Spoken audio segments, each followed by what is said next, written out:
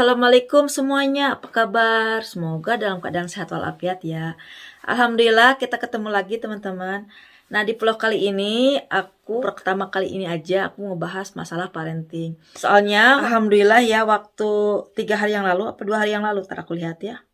Nih waktu 3 hari yang lalu aku upload di Reels Instagram tentang Keja, Masya Allah itu jadi viral ya. Dan baru 3 hari udah mencapai view-nya 2 juta lebih, 2.654 gitu ya, dalam waktu 3 hari. Dan banyak banget pertanyaan-pertanyaan, gimana sih cara mendidik anak kayak gitu ya.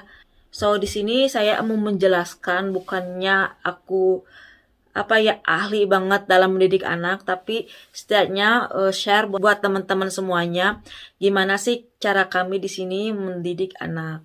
Nah, aku cerita dulu ya awal-awal waktu Keja kesini. Jadi kita kan menikah itu waktu Keja itu umur 6 tahun, pindah ke Belanda umur Keja itu 8 tahun.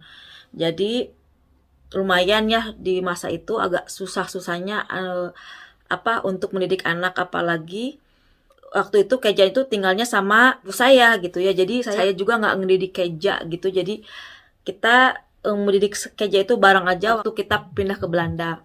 Tuh Keja pertama kali pindah ke Belanda ya, susah banget Bun, ya Allah gitu ya.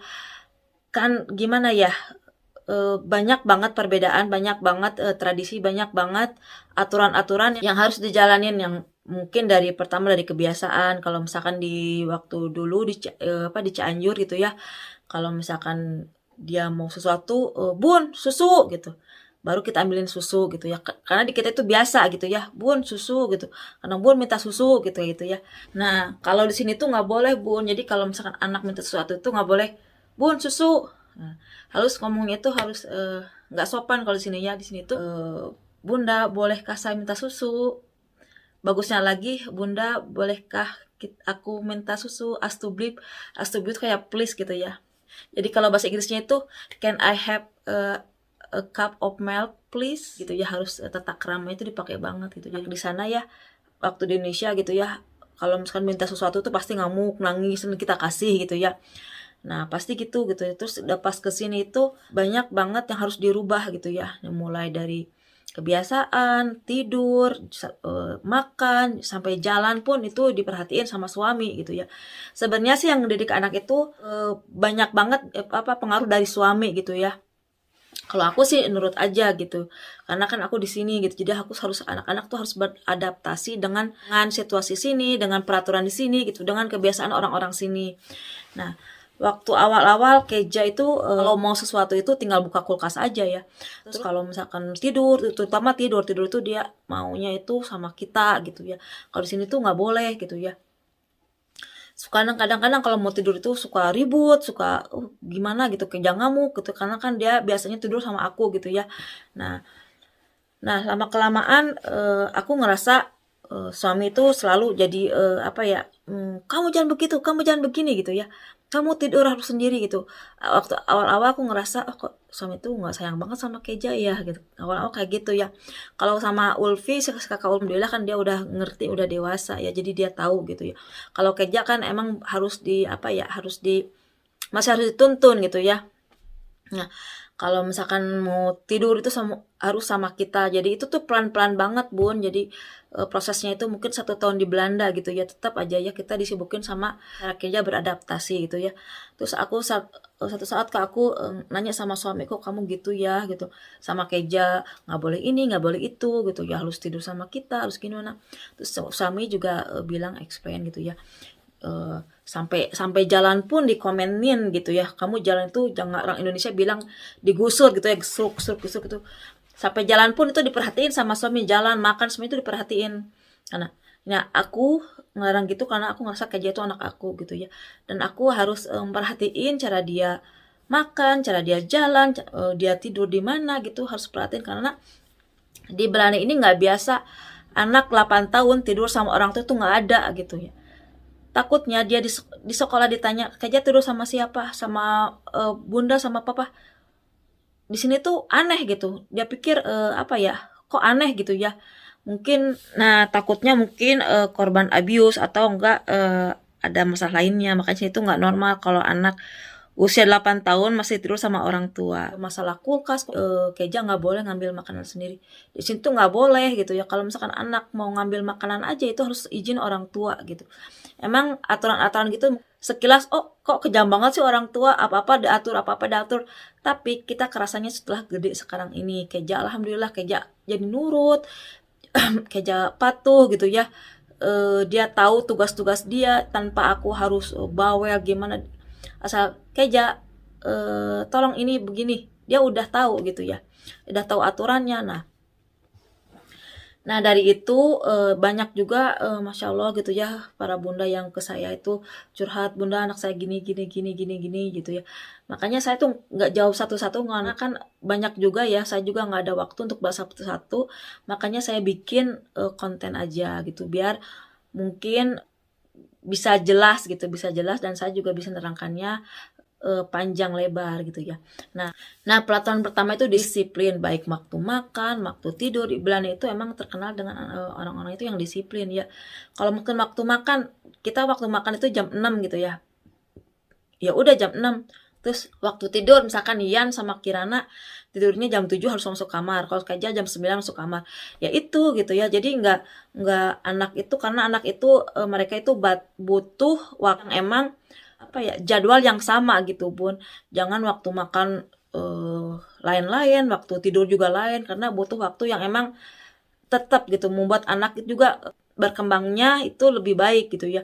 Yang kedua, anak-anak itu diajarin untuk mandiri, kayak tidur sendiri, terus rapi-rapi kamar sendiri.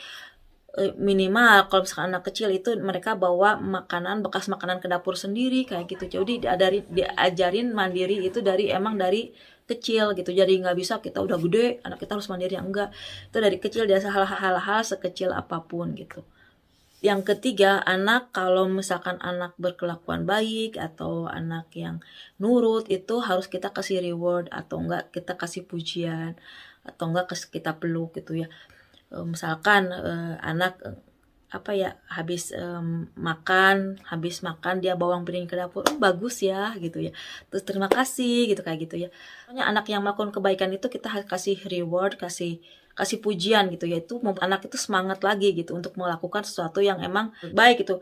Sebaliknya kalau misalkan anak tidak melakukan sesuatu yang tidak terpuji, kita jangan diam, kita juga harus apa ya, harus direct, harus langsung kita koreksi gitu ya. Misalkan anak teriak-teriak atau anak membuat kesalahan, jangan udah kesalahannya di jalan gitu, baru di rumah baru ibu tuh nggak suka ya kamu begini begini begini, tapi kejadiannya udah sejam yang lalu gitu ya. Jadi itu nggak juga gitu. Makanya orang Belanda ini kalau misalkan anak salah itu walaupun di supermarket mereka akan ngoreksi.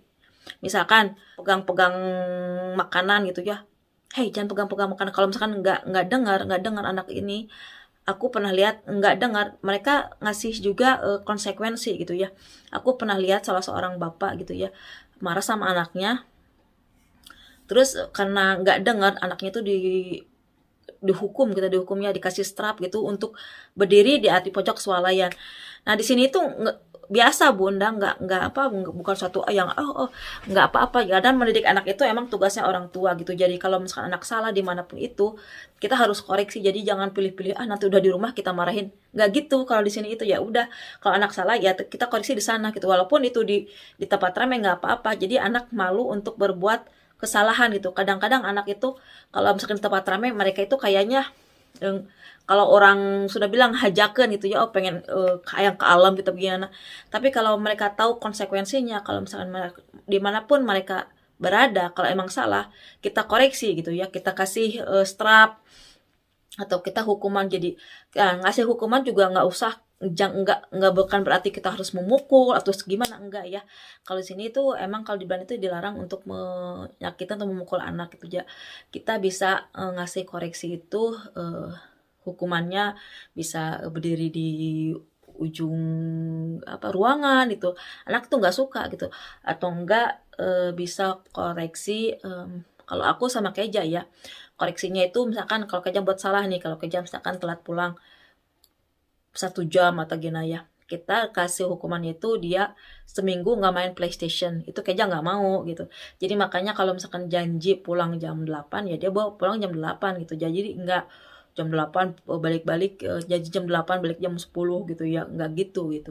Cara mendidik anak juga antara ayah sama bunda harus sepakat, Bun. Jadi jangan sampai menurut ayahnya baik, menurut ibunya nggak baik gitu. Jadi itu nggak bagus gitu. Jadi membuat anak bingung. Jadi harus sepakat. Misalkan ibu minta makanannya harus sama sayur harus dihabisin. Terus kata si ayahnya nggak dihabisin sama sayur juga nggak apa-apa. Itu membuat anak jadi ntar bingung. Jadi anaknya itu nanti mereka akan mencoba untuk membuat orang tua itu berargumen gitu ya.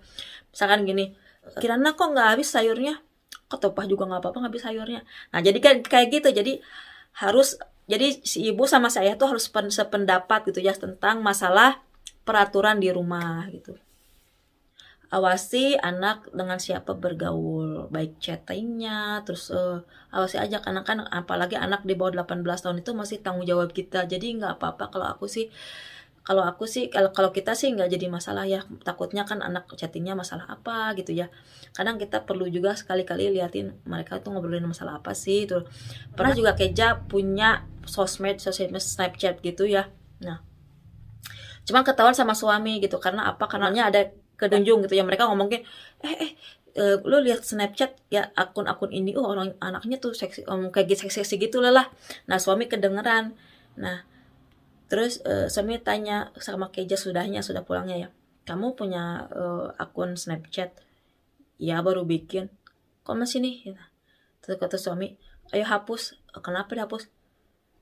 Saya nggak dengar kamu ngomongin apa sama teman kamu, ngomongin cewek-cewek seksi lah, ngapain Snapchat itu? Terus kamu Snapchat mau ngapain? Mau cari apa kamu di sana? Dia Keja diam, kamu nggak ada fungsinya di sana, nggak ada faedahnya kamu di sana, ya udah nggak usah pakai Snapchat gitu. Sama suami di akunnya di remove gitu ya. Dan kita juga punya akun apa, jadi kalau misalkan dia ada koneksi gitu ya, Keja buka apa gitu kita tahu gitu ya, kita ngawasin gitu ya. Di sini juga kita kan punya Netflix gitu, satu Netflix itu kita masing-masing kayak Kirana, aku, suami kita punya akun masing-masing. Jadi Keja punya akun Netflixnya yang emang untuk anak-anak 16 tahun, untuk kalau Kirana untuk anak-anak yang 8 tahun kayak gitu. Jadi mereka menonton sesuatu itu yang sesuai dengan umurnya. Nomor 7, penting banget kita memberi agenda kepada anak. Misalkan kapan waktunya anak bangun, kapan waktunya anak makan, terus kalau pulang sekolah apa yang harus dilakukan gitu. Itu penting banget ya Bun ya.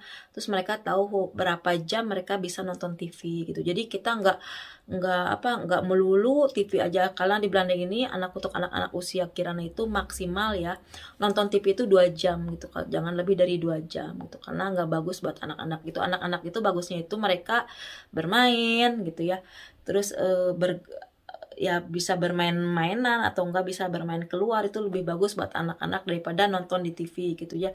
Jadi kalau bermain itu kan saraf motoriknya berkembang, terus otaknya juga bang gitu ya. Yang ke-8 itu kasih tugas dan tanggung jawab.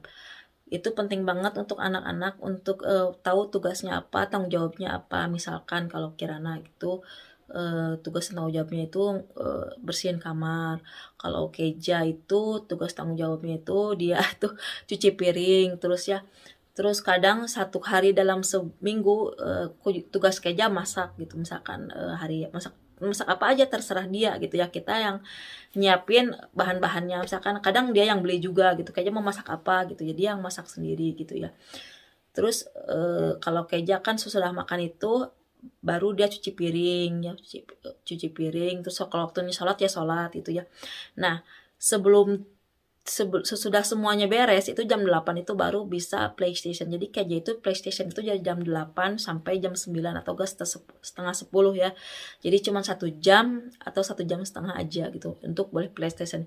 Itu juga dia harus bisa sudah menyelesaikan kerjaan di rumah, PR, bersih-bersih dapur, semuanya ngaji Quran, sholat itu sudah beres semua. Jadi kalau misalkan udah beres baru boleh PlayStation. Itu aturan di sini ya, aturan kita gitu. Dan yang kesembilan itu harus konsekuen Bun. Jadi kalau aturannya itu harus jelas dan sama gitu. Jadi jangan merubah-rubah aturan, hari ini aturannya begini dan besok lagi aturannya begitu gitu. Itu membuat anak akan bingung dan akan nggak nurut lagi sama aturan. Nah, yang terakhir, orang tua juga contoh untuk anaknya. Jadi kalau misalkan anaknya nggak mau ngerokok, ya orang tuanya juga ya nggak, jangan ngerokok, minimal lah di depan anak gitu ya. Terus kalau misalkan mau anak kita sholat, ya orang tuanya juga harus sholat. Jangan sampai kak, aduh, aku mau anak itu sholatnya getol gitu ya, tapi kita sendiri sebagai orang tua nggak pernah sholat gitu ya. Aduh, aku mau anak aku itu nggak ngerokok, tapi kita sendiri ngerokok di depan anak. Nah itu juga, pokoknya orang tua itu adalah contoh yang terbaik buat anaknya. Nah ibu-ibu, teman-teman semuanya, nah itulah tips dari aku ya. Bukan menggurui tapi untuk share aja, mudah-mudahan bermanfaat. Dan insya Allah banyak juga pertanyaan-pertanyaan, nanti aku jawab satu-satu. Ini biar nggak kepanjangan ya. Nah teman-teman, sekian dulu untuk vlog aku kali ini. Insya Allah kita ketemu di vlog berikutnya. Dah, assalamualaikum.